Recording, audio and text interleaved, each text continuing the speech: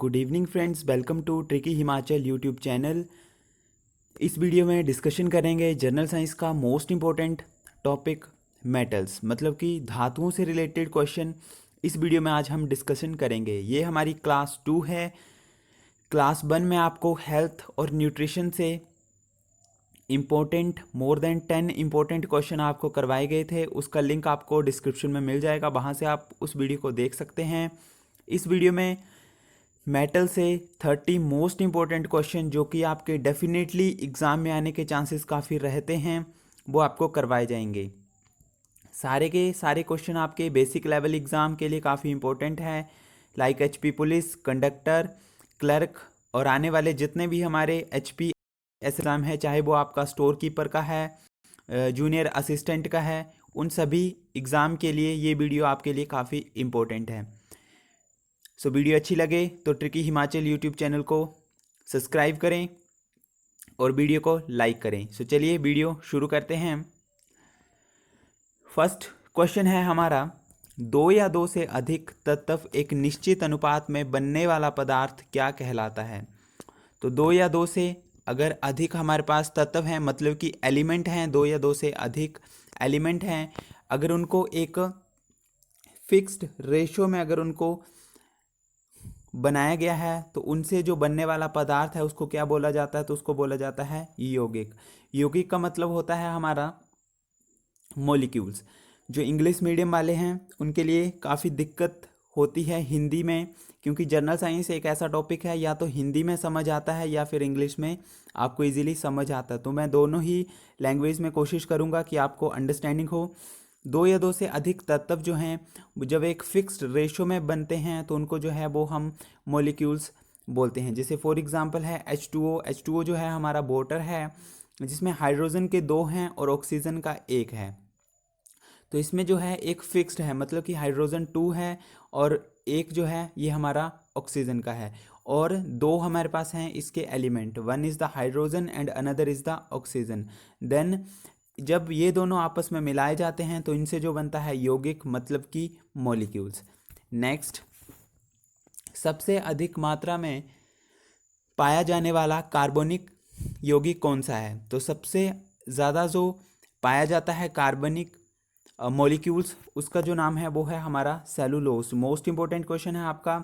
Next one, दो या दो से अधिक शुद्ध पदार्थों को किसी भी अनुपात में मिला देने से क्या बनता है।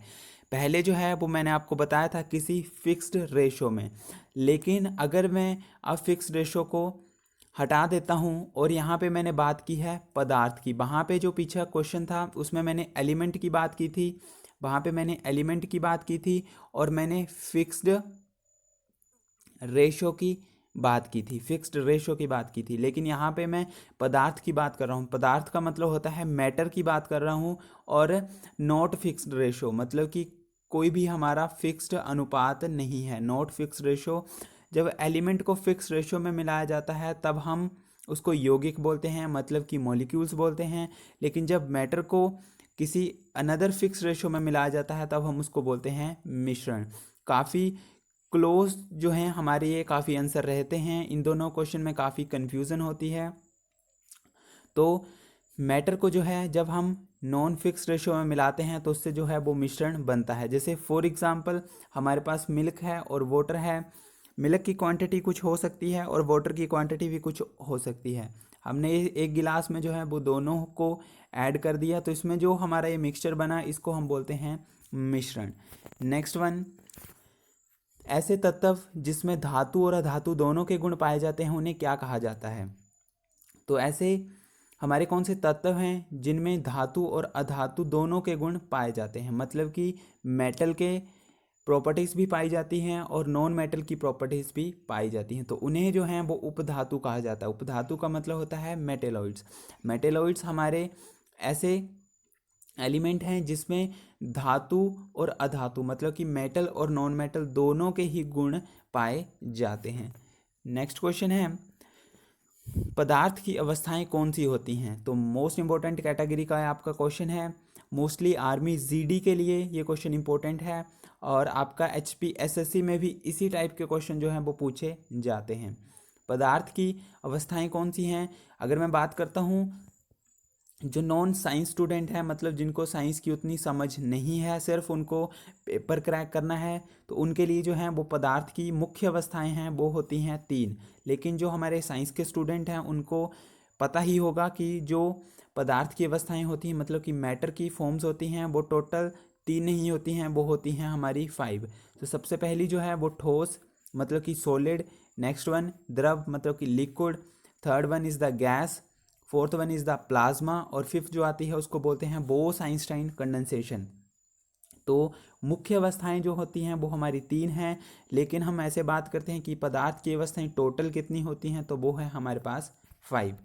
नेक्स्ट वन, विरंजक चूर्ण क्या है? तो विरंजक चूर्ण जो है वो हमारा एक मॉलिक्यूल है, मतलब कि हमारा एक यौगिक है। नेक्स्ट वन है हवा और बारूद क्या है? तो हवा और बारूद जो है वो हमारा है मिश्रण, मतलब कि ये हमारी एयर है और यहाँ पे जो है कोई धमाका हुआ है जहाँ से हमें जो है वो बारूद के कण जो हैं वो प्राप्त हुए हैं। जब ये हवा में पूरी तरह से मिल जाता है तो एक हमारा ये मिक्सचर बनाता है और उसी को हम बोलते हैं मिश्रण। नेक्स्ट वन है कोयला और हीरा क्या है? तो कोयला और हीरा जो है वो हमारा कार्बन का एक रूप है। एक और क्वेश्चन यहाँ से आपके लिए इम्पोर्टेंट है कि कोयले और हीरे में कार्बन का सबसे शुद्ध रूप किसको माना जाता है? तो कोयले और हीरे में से जो है वो हीरे को कार्बन का शुद्ध रूप माना जाता है। ऐसा इसलिए है क्योंकि जब कोयले को हम जलाते हैं तो उसमें से कार्बन डाइऑक्साइड, मतलब कि CO2 बाहर निकलती है और प्लस उसमें से ऐश जो है वो बाहर निकलती है, मतलब कि राख उसमें से हमें प्राप्त होती है।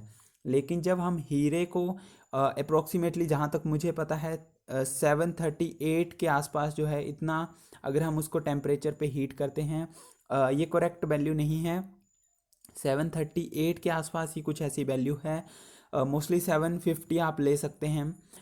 तो अगर इस टेम्परेचर के आसपास जो है अगर हम हीरे को जलाते हैं, इस टेम्परेचर के आसपास अगर हम हीरे को जलाते हैं तो उसमें से सिर्फ और सिर्फ हमें कार्बन डाइऑक्साइड प्राप्त होती है, उसमें से हमें और कुछ प्राप्त नहीं होता है। तो शुद्ध रूप इसलिए बोला जाता है क्योंकि हमें उसकी कोई भी राख, मतलब कि कोई भी उसका अवशेष जो है वो हमारे पास नहीं बचता है, इसलिए हीरे को जो है वो कार्बन का शुद्ध रूप बोला जाता है। नेक्स्ट जो है वो मेटल से रिलेटेड काफ़ी मोस्ट इंपॉर्टेंट क्वेश्चन है और इसी टाइप के क्वेश्चन जो हैं वो शॉर्ट टाइप क्वेश्चन जो हैं वो आपके एग्ज़ाम में काफ़ी आते रहते हैं।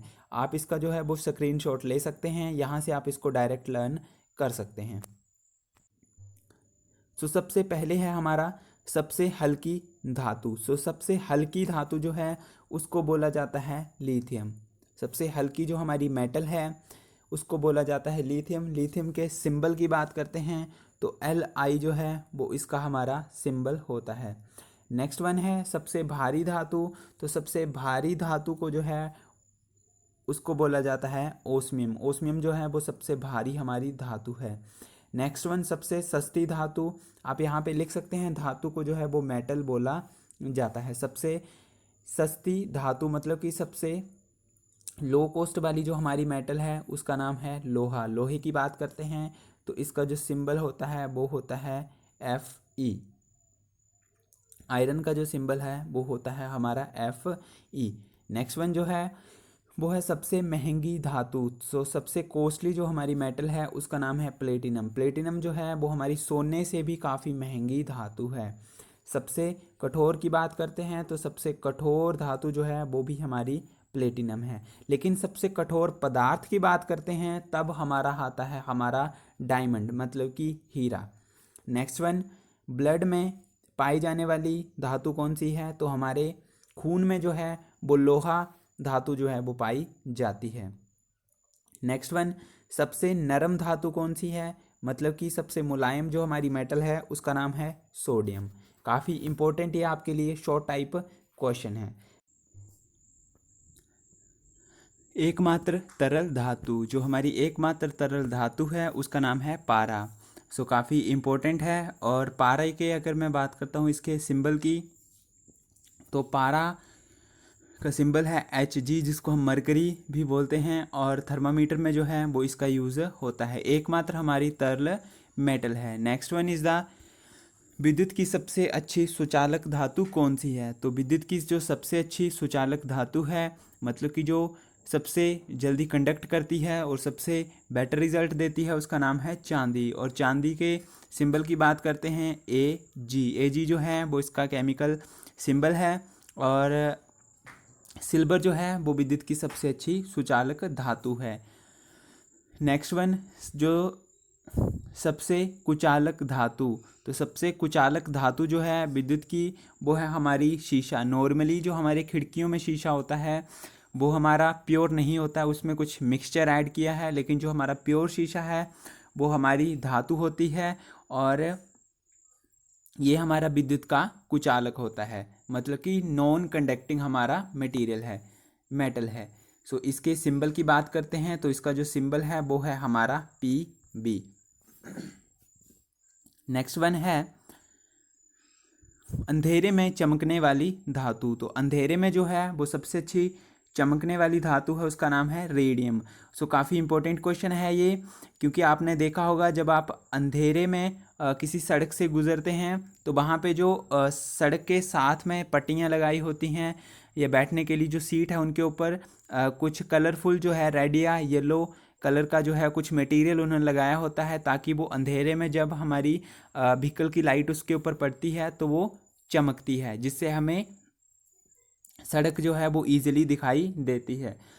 और एक और यहाँ से इम्पोर्टेंट जो फैक्ट मैं आपको बता देता हूँ, भारत सरकार की तरफ से 2019 से 2020 में जो है एक योजना स्टार्ट की गई थी, जिसके अंतर्गत जो है जितने भी हमारे आवारा पशु हैं उनके गले में जो है वो रेडियम का पट्टा लगाया जाएगा, ताकि जब भी हमारे आवारा पशु जो हैं वो रात को सड़क से निकलते हैं तो गाड़ियों को जो है वो डायरेक्ट दिख जाते हैं, क्योंकि अगर उनके ऊपर रेडियम का पट्टा है तो वो डायरेक्ट उनको दिखाई दे जाएंगे, जिससे जो हादसा है वो काफ़ी टल जाएगा। नेक्स्ट वन है आसानी से चाकू से काटे जाने वाली धातु। तो सोडियम और पोटाशियम जो हैं वो इजीली चाकू से काटी जा सकती हैं, और सोडियम और पोटाशियम जो हैं वो सबसे सक्रिय धातु हैं, मतलब कि रिएक्टिव, सबसे जल्दी रिएक्टिव जो हैं वो सोडियम और पोटाशियम कर जाती हैं। सबसे लचीली धातु, तो सबसे लचीली धातु जो है वो हमारा सोना है। इसके सिंबल की बात करते हैं, Au जो है वो सोने का सिंबल है। और प्योर सोना जो है हमारे पास, प्योर गोल्ड जो है वो हमें लिक्विड फॉर्म में प्राप्त होता है, मतलब कि ये जो हमें सोना प्राप्त होता है ये हमें द्रव अवस्था में प्राप्त होता है, क्योंकि आपने एक बात सुनी होगी कि सोना जो है वो 24 कैरेट का होता है। तो 24 कैरेट का जो सोना है वो लिक्विड फॉर्म में पाया जाता है, और इसको सॉलिड बनाने के लिए जो इसका अनुपात है वो 22:2 बनाया जाता है। 22 का जो है वो सोना होता है, और 2 जो इसका भाग है उसमें तांबा मिलाया जाता है, ताकि इस सोने को जो है वो सॉलिड फॉर्म में बनाया जा सके। नेक्स्ट वन, पानी से हल्की धातु कौन सी है? तो पानी से हल्की धातु है हमारी सोडियम, काफ़ी इंपॉर्टेंट है। नेक्स्ट वन है रेडियो एक्टिव। तो रेडियो एक्टिव धातु जो हैं वो हैं हमारी यूरेनियम और रेडियम, काफ़ी सक्रिय धातु है ये और जल्दी रिएक्ट कर जाती है। दूसरी इसकी सबसे इम्पोर्टेंट बात, यूरेनियम और रेडियम जो है वो हमारे बॉम्ब बनाने के काम में भी यूज़ किया जाता है। नेक्स्ट बात करते हैं, किस धातु को सफ़ेद सोना के नाम से जाना जाता है? तो सफ़ेद सोना के नाम से जो है वो प्लेटिनम को जाना जाता है। काफ़ी इम्पोर्टेंट क्वेश्चन की सीरीज़ आपके सामने मैं लेके आया हूँ।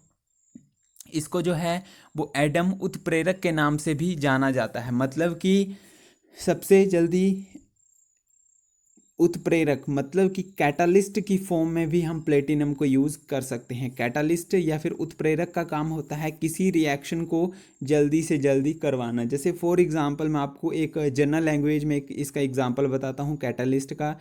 जैसे ये हमने जो है ये आग जलाई है यहाँ पे, और अगर मैं यहाँ पे लकड़ी लगाता हूँ तो आग जो है वो ईजिली जल रही है, लेकिन जैसे ही मैं अगर इसमें ऑयल डाल देता हूँ, मतलब कि घी मैंने डाल दिया, तो आग जो है वो बड़ी जल्दी जलना स्टार्ट हो जाएगी। मतलब कि मैंने उसमें कुछ ऐसी मटेरियल इसमें मैंने कुछ ऐसा डाल दिया कि ये फास्टेस्ट रिएक्शन स्टार्ट कर देगा, तो उसी को बोला जाता है कैटालिस्ट। कैटालिस्ट का काम है to speed up the reaction. Next question है, किस धातु को भविष्य की धातु कहा जाता है? तो ऐसी कौन सी धातु है जिसको फ्यूचर का मेटल कहा जाता है या फिर फ्यूचर ऑफ मेटल कहा जाता है? तो उसका नाम है टाइटेनियम और एल्यूमिनियम। काफ़ी इंपॉर्टेंट क्वेश्चन है ये। नेक्स्ट क्वेश्चन है, बल्ब का फिलामेंट किस धातु से बना होता है? तो बल्ब का जो फिलामेंट है वो हमारा बना होता है टंगस्टन से। एक और आपके लिए यूनिक क्वेश्चन मैं आपको बताता हूँ। ये जो है ये है हमारा बल्ब। इसमें जो है बीच में एक तार लगी होती है, मतलब कि फिलामेंट लगा होता है, वो बना होता है टंगस्टन का।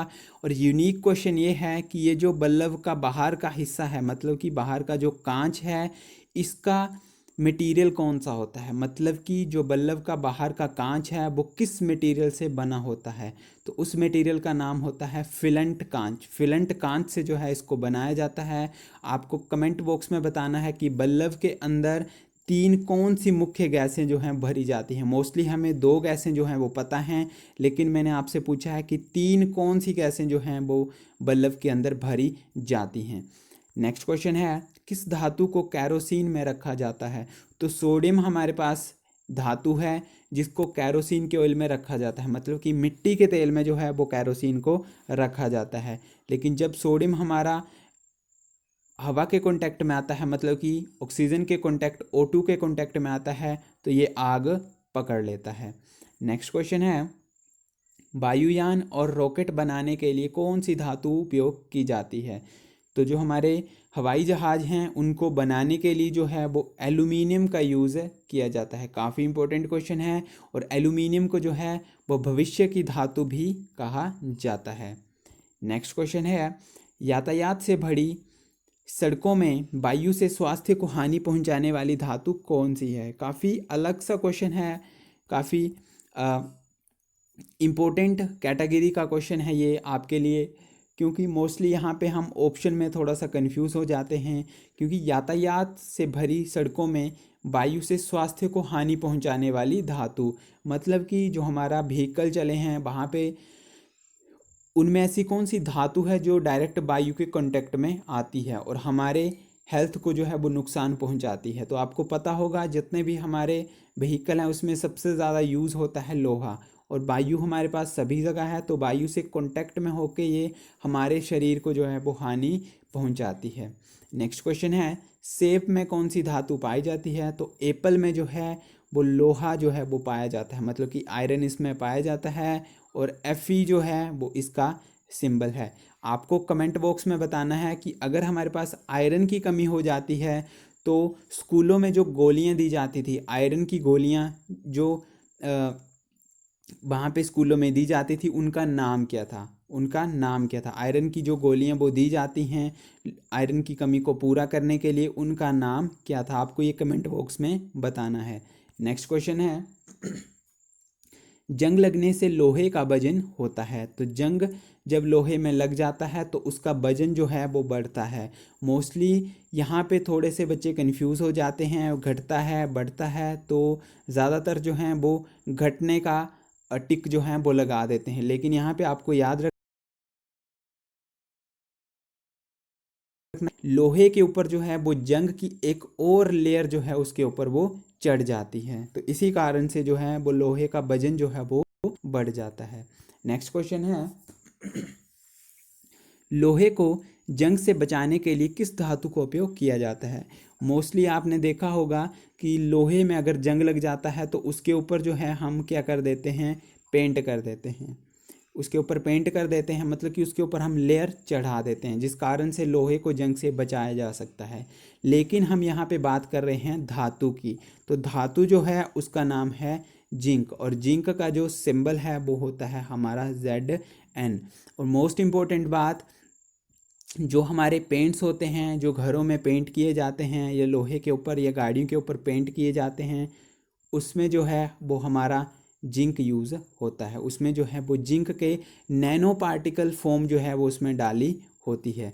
नेक्स्ट क्वेश्चन है, चांदी का रंग काला क्यों पड़ जाता है? आपने देखा होगा कि जो चांदी है स्टार्टिंग में तो वो काफ़ी चमकदार होती है, लेकिन कुछ समय बाद जो है, जैसे अगर हमने हाथ में अगर अंगूठी पहनी है चांदी की, तो कुछ समय बाद जो है वो काली पड़ जाती है। मतलब अप्रोक्सीमेटली 1 वीक 2 वीक के आसपास जो है उसका हल्का सा रंग जो है वो फीका पड़ जाता है और काला रंग जो है उसका शो होने लग पड़ता है।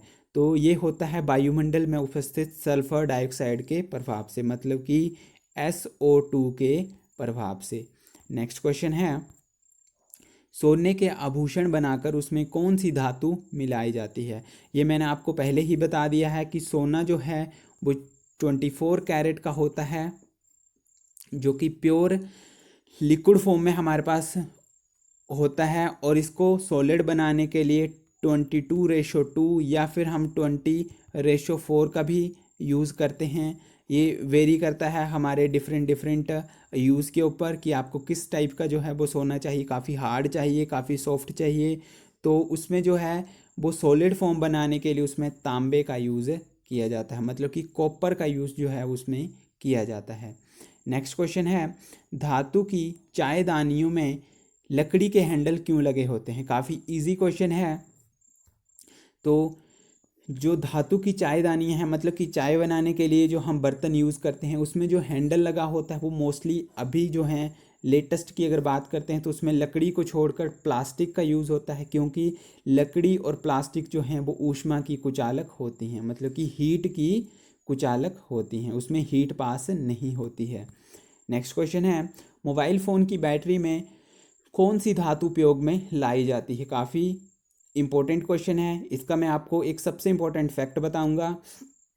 मोबाइल की बैटरी में जो है वो लिथियम धातु जो है वो यूज़ में लाई जाती है। अगर आपने जो मोबाइल फ़ोन का डिब्बा है वो देखा होगा तो उसमें लिखा होता है लिथियम आयन बैटरीज। तो लिथियम आयन बैटरी जो है वो मोबाइल फ़ोन की बैटरीज में यूज़ होती है।